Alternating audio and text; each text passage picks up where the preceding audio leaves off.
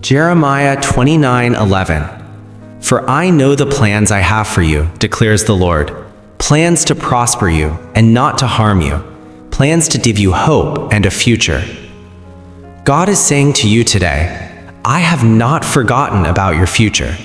I have a plan for you, and it is a good one. One of the most disorienting feelings in life is the feeling of having no clear sense of direction. When you are not sure what comes next, when every path in front of you looks equally uncertain, when the life you imagined for yourself has not materialized the way you thought it would, when you are looking around at others who seem to have figured it out while you are still trying to find your footing. In those seasons, it is easy to conclude that maybe there is no plan. Maybe things just happen randomly. Maybe God has a plan for everyone else but somehow overlooked you. Maybe the future is not something that holds much hope, just more of the same confusion and struggle and feeling like you are one step behind. But Jeremiah 29:11 speaks directly into that despair. The context of this verse is important. God is speaking to the Israelites who are in exile in Babylon. They have been carried away from their homeland. Everything familiar has been taken from them.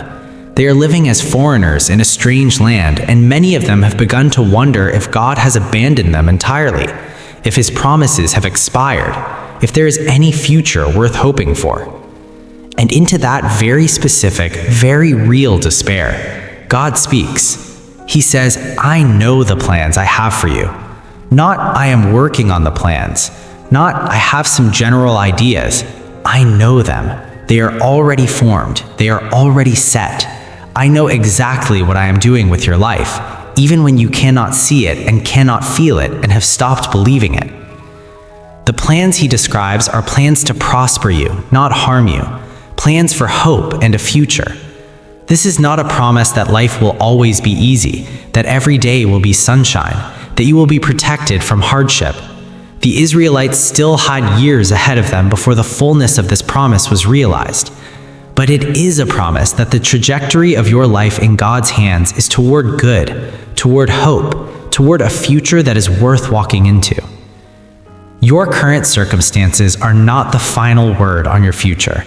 The confusion you feel right now is not proof that there is no plan.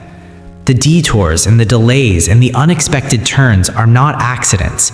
They are part of a plan being worked out by a God who sees the beginning and the end and everything in between, and who is working all of it together for your good.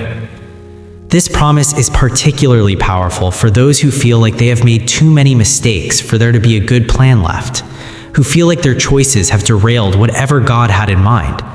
But God's plans are not so fragile that they can be permanently undone by your worst decisions. He is a God who redeems, who restores, who takes what we have broken and makes something new from it. Your future is not behind you. Your best days are not in the rearview mirror. The God who knows the plans he has for you is already at work in the days you have not yet lived. He is preparing the way. He is arranging the moments. He is writing the chapters that you will one day read with tears of gratitude, saying, I never could have imagined it would look like this, but it is better than I hoped. Hope is not naive. It is not pretending that everything is fine. Hope is choosing to believe that the God who promises a future is faithful to deliver it. Your future is full of hope, not because you have it all figured out, but because he does. Type Amen and follow our page, and also share this video if you believe.